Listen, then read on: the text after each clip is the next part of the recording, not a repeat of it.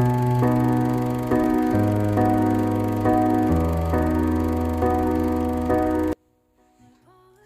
Good morning. आज हम लोग एक बहुत इम्पोर्टेंट टॉपिक पे डिस्कशन करने वाले हैं और मैं आपको कुछ अपना जो मतलब मुझे एक्सपीरियंस और नॉलेज के हिसाब से जो मुझे पता है वो मैं आपसे शेयर करूँगी। तो आज हम बात करेंगे expenses in Germany.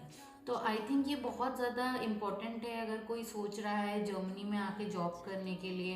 And then आपका डिसीजन आप बनाएंगे कि आपका जॉब में जो आपको पे मिल रहा है उस पर आपका एक्सपेंसेस होगा या आप कुछ सेव कर पाएंगे या नहीं कर पाएंगे। तो उसी के हिसाब से मैं आज आपको कुछ इम्पोर्टेंट जो बहुत इम्पोर्टेंट है आपके एक्सपेंसेस में वो मैं आपको बताने जा रही हूँ। तो फर्स्ट है अकोमोडेशन। तो अकोमोडेशन देखिए यहाँ पे वैरी करता है। अगर आप मेट्रोपॉलिटन सिटीज़ में रह रहे हैं तो वहाँ पे आपका फ्लैट्स के कॉस्ट थोड़े ज़्यादा रहेंगे।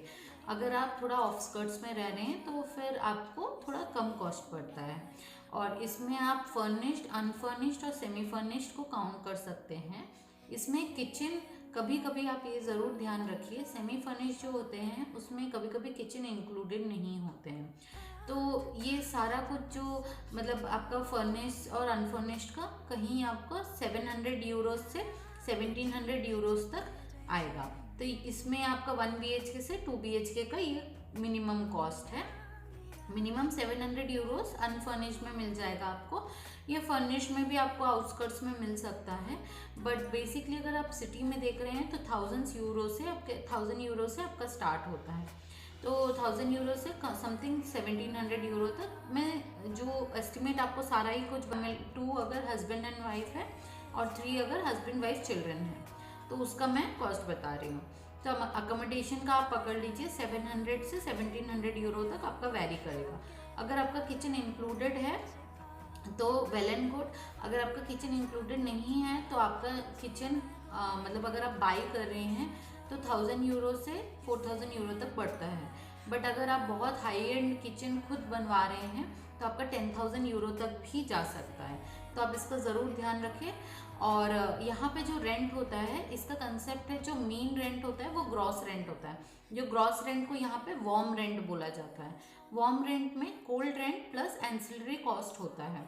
तो कोल्ड रेंट क्या होता है, जो बेसिक आपका हाउस का रेंट है, और एंसिलरी कॉस्ट यानी एक्स्ट्रा कॉस्ट लाइक जो क्लीनिंग, आप अगर बाहर मतलब आप रह रहे हैं तो आपका जो मतलब आपके अपार्टमेंट में जो क्लीनिंग हो रही है बाहर, कॉमन लाइट्स का जो बिल है, वाटर बिल है, फिर उसमें आपका जो बाहर आपका डस्टबिन वगैरह कचरा लेके जाते हैं उनका कॉस्ट इंक्लूडेड रहता है।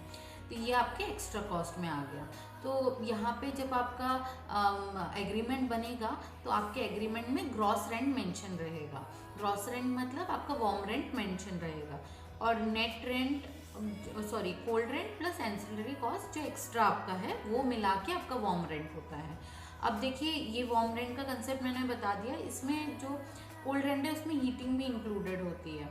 ठीक है, तो हीटिंग, वाटर और आपके जो एक्स्ट्रा बाहर का जो क्लीनिंग वगैरह है वो इंक्लूडेड होता है।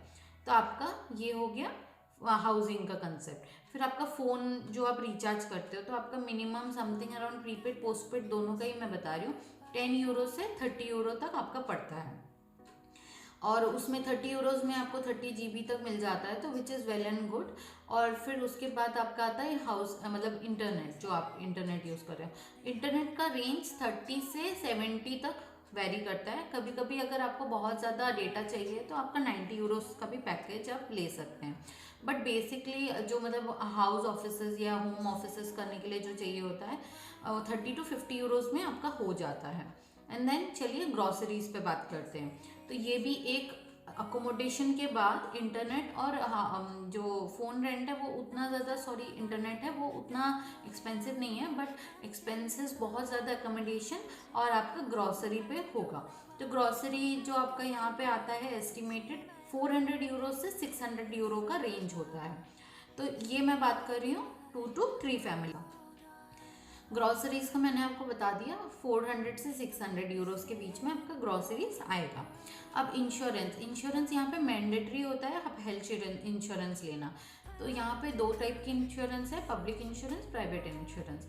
पब्लिक इंश्योरेंस के बारे में मैं इंफॉर्मेशन आपको दे सकती हूँ। जैसे इसमें क्या होता है, आपकी कंपनी 7% पे करती है, आप 7% पे करते हो, और अगर आपके वाइफ और बच्चा डिपेंडेंट है तो उनका भी सेम होगा, और 7% आप पे करेंगे, 7%। तो ये ऑलरेडी कट होके आपको जॉब में आपको मतलब सैलरी मिलती है। तो ये आपका एक्सपेंसेस ऑफ कोर्स है, बट आपको इतना पता नहीं चलता है क्योंकि आपके सैलरी से ऑलरेडी डिडक्ट हो जाता है। एंड देन उसके बाद अगर आप लाइबिलिटी इंश्योरेंस ले रहे हो तो 50 यूरोज़ का आपको पड़ता है। उसके बाद आप ट्रांसपोर्टेशन, तो ट्रांसपोर्टेशन यहाँ पे ये फंडा है कि आपका बस और ट्राम में एक ही पास चल जाता है। तो पर पर्सन पास जो होता है 24 आवर्स के लिए और 30 डेज अ मंथ के लिए 105 यूरोज़ का पास है।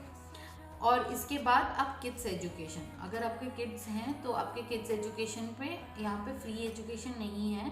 फ्री एजुकेशन इसलिए मैं नहीं बोलूँगी क्योंकि अगर आप जॉब के पर्पज़ से आ रहे हैं तो आपके परसेंटेज ऑफ आपके जॉब के ऊपर आपका आपके पेमेंट के ऊपर या सैलरी के ऊपर आपके किड्स की फीस होती है पब्लिक में अगर आप पढ़ा रहे हैं तो। वैसे किड्स एजुकेशन बहुत ज़्यादा डाइवर्स टॉपिक है, तो इसमें पब्लिक, प्राइवेट और इंटरनेशनल स्कूलिंग आती है, तो ये आप अपने हिसाब से देख सकते हैं। प्राइवेट और इंटरनेशनल स्कूल्स की इन्फॉर्मेशन हर वेबसाइट पे आप जस्ट गूगल करेंगे तो आपको पता चल जाएगा। और पब्लिक का तो मैंने आपको बता दिया कि आपकी सैलरी पे कुछ परसेंटेज होता है जो आपको पे करना होता है, तो वो आपका किड्स एजुकेशन के लिए जाता है। बस यही आपके हैं एक्सपेंसेस। तो आपका जो अकोमोडेशन प्लस आपका फ़ोन, इंटरनेट, फिर आपका ग्रॉसरी, फिर इंश्योरेंस, फिर आपका ट्रांसपोर्टेशन और किड्स एजुकेशन। इसको छोड़ के अगर आप चाहते हैं कि मैं और किसी पे स्पेसिफिक वीडियो बनाऊं तो आप मुझे ज़रूर बताएं, मैं उस पर ज़रूर आपको रिसर्च करके उसके ऊपर ज़रूर वीडियो दूंगी। अगर आपको इस वीडियो से कुछ हेल्प मिली होगी तो ज़रूर एक थम्स अप, लाइक और शेयर ज़रूर करिए। और अगर आपको कुछ क्वेरी है और अगर आपको ऐसे लगे कि मैंने कोई मैंने कुछ गलत बताया है तो उसको ज़रूर करेक्ट कर दीजिए और ज़रूर बताइए। और वीडियो देखने के लिए धन्यवाद। Please do share, like and subscribe. धन्यवाद।